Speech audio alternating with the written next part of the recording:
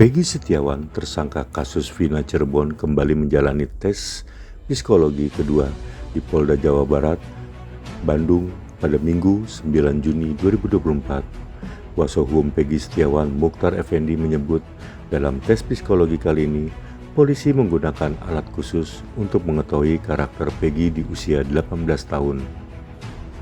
Sementara itu, kuasa hukum Peggy masih mempertanyakan kepentingan tes psikologi yang dilakukan pada kliennya. Ia memastikan kliennya tersebut masih dalam kondisi normal. Hari ini selesai ya, hari kedua ya Pak Mukhtar, hari kedua sudah selesai.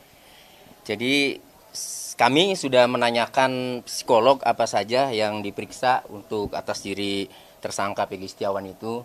Psikolog menjelaskan bahwa pemeriksaan untuk tersangka Peggy Setiawan itu berkaitan dengan satu, intelijensi atau kognitif ya. Jadi intelijensi ini kecerdasan, kognitif ini fungsi otak.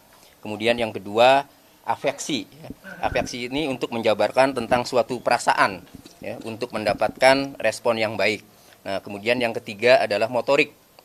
Motorik ini untuk melihat atau memeriksa ya pengendalian dan pengaturan fungsi-fungsi organ tubuh itu. Nah, alat yang digunakan untuk melakukan pemeriksaan ini memang ada 5, cuma memang tidak disampaikan ya alat pemeriksaannya. Tapi yang jelas pemeriksaan ini untuk melihat tiga hal ini, yaitu intelijensi atau kognitif, afeksi dan motorik.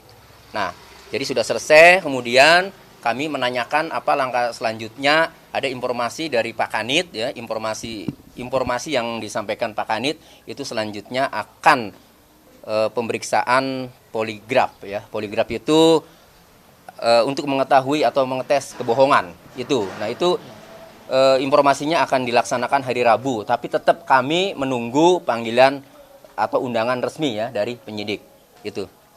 Oke Pak, terkait tes afeksi terus tadi kognitif juga yang dites itu sebetulnya ada ini nggak sih? Apakah ini bisa membuat titik terang, terutama mengetahui apakah Peggy itu pelaku sebenarnya atau bukan? Apalagi kan ini dilakukan untuk kehati-hatian. Sebetulnya ini ada relevansi nggak sih Pak? Ya, sebenarnya yang bisa menjawab itu antara penyidik kan membutuhkan pemeriksaan psikologis, kemudian psikolog melakukan pemeriksaan. Jadi kebutuhan yang paling tahu apa yang dibutuhkan oleh penyidik terkait pemeriksaan ini, kaitannya dengan peristiwa pidana ini adalah penyidik ya. Jadi apakah dari pemeriksaan 3 hal ini, intelijensi, kognitif, kemudian afeksi, motorik ini, apakah bisa menguatkan peristiwa pidana yang dilakukan oleh Peggy Setiawan atau tidak ya, kami tidak tahu. Cuma kalau melihat secara keseluruhan ya, pemeriksaan kepribadian ini ya, kami penasihat hukum itu melihat ya, sering interaksi. Peggy Setiawan itu orang yang baik ya, ramah ya, kemudian dia konsisten, kemudian dia tegar. Saya tanya juga nyambung, tegar segala macam. Akhirnya saya berkesimpulan begini, seperti yang tadi Pak Arianto ya katakan bahwa bisa saja ini untuk hasilnya itu bisa saja untuk menghentikan penyidikan kan, bisa saja kan. Ya kami berharapnya seperti itu kan. Itu kalau memang pemeriksaan psikologi ini dilakukan kaitannya dengan kepribadian Peggy Setiawan, apakah layak atau tidak, pantas atau tidak melakukan tindak pidana. Dan kami menilai Peggy Setiawan ini adalah anak yang baik. Ya, itu. Jadi kesimpulannya sih mudah-mudahan ini bisa untuk menghentikan penyidikan ya, itu, dan jauh lebih baik ketimbang ya digugat pra peradilan. Kalau memang penyidik mempunyai keyakinan setelah dilakukan pemeriksaan psikologis ini ya, kemudian ada keputusan seperti itu. Sejauh ini komunikasi dengan penyidik seperti apa Pak?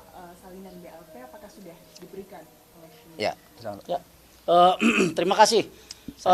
Salinan BAP memang sudah kita dapat.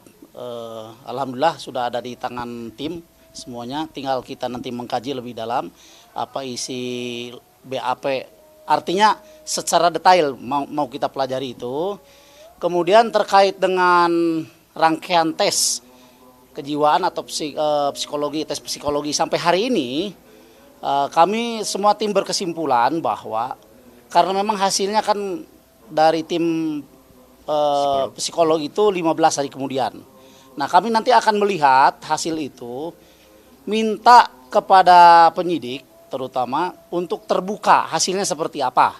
Karena memang ini demi kepentingan klien kami juga. Seandainya memang hasil ini memojokkan klien kami, maka kami akan mengajukan Keberatan ya. keberatan dan bila perlu dites ulang, menawarkan tes ulang, tetapi tentu saja dengan tim psikolog independen. Karena tim psikolog ini memang yang disiapkan oleh penyidik, begitu. Nah, ya betul. Untuk kepentingannya nanti kan untuk ada hubungannya juga dengan pra peradilan.